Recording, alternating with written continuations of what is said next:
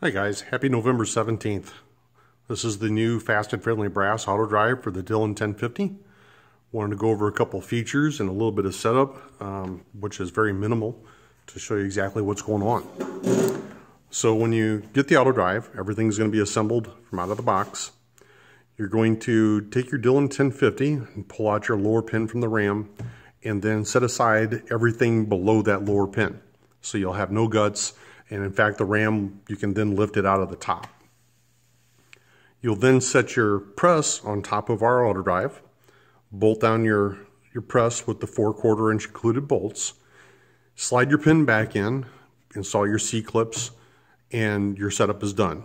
There's no calibration, there's no alignment, everything is easy to do. From there, you're going to mount your control panel.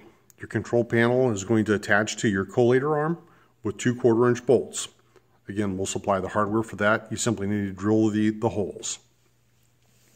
And that leads us to a little bit of talk about the construction of the unit.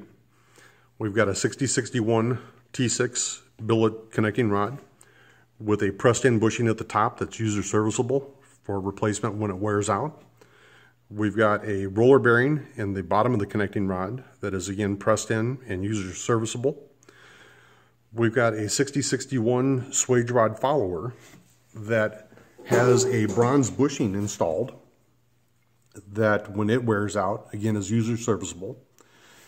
This is a 3D printed piece because we made a calculation error on the suede stroke length.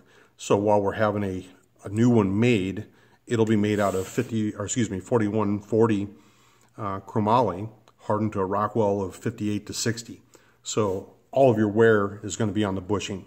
It won't be on the eccentric. And of course, you'll have to do a little greasing on that. That's the only part on our auto drive that requires any lubrication is going to be this eccentric. Moving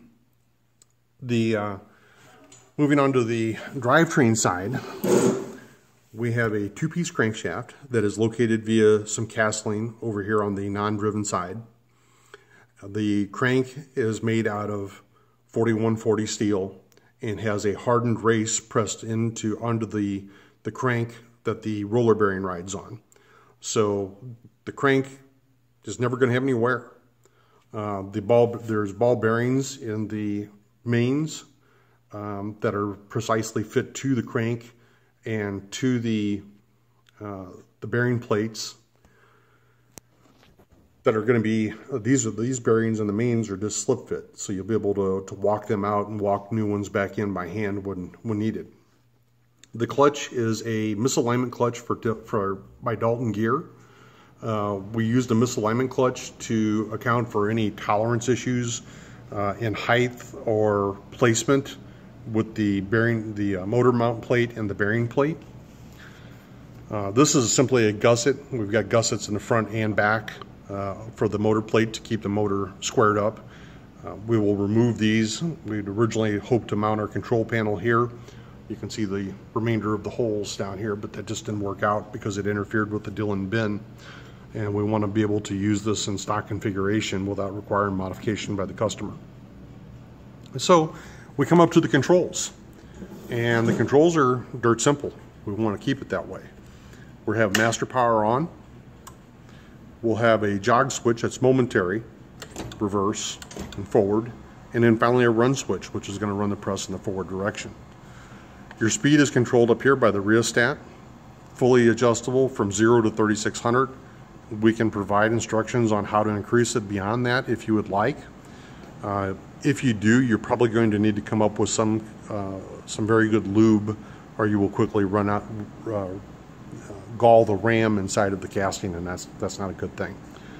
So let's turn it on and show everybody. And right now, the display is showing you that we're at 370 rounds an hour, which is pretty slow, kind of like hand speed loading slow. So we'll start to walk this up. 2250 is about where the Dillon collator stops keeping up with the press, but we're going to exceed that by a third. So right about there, 2240 to 2250, that is about all the quicker your Dillon collator is going to keep up on a good day.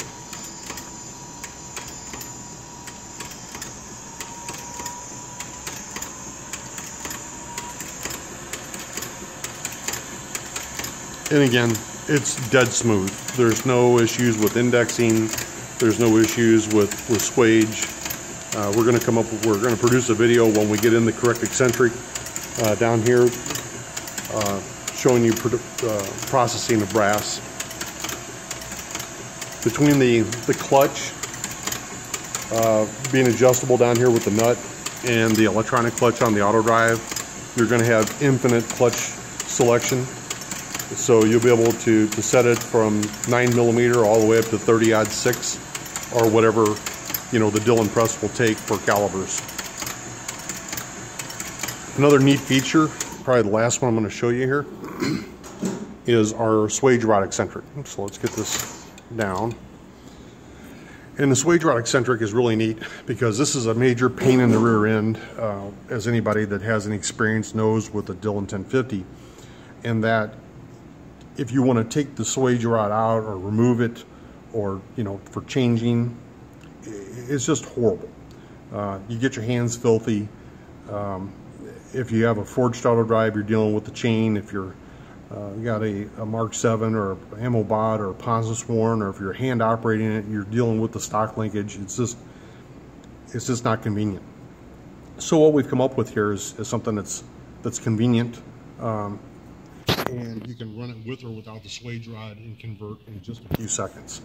So we've already pre-pulled out our cotter pin that holds the Suede rod pin in. Now we're simply going to pull this pin out. Then we've designed it in such a way that this is simply going to roll back and lay on the counter. So now your Suede rod is disengaged. You don't even have to remove it.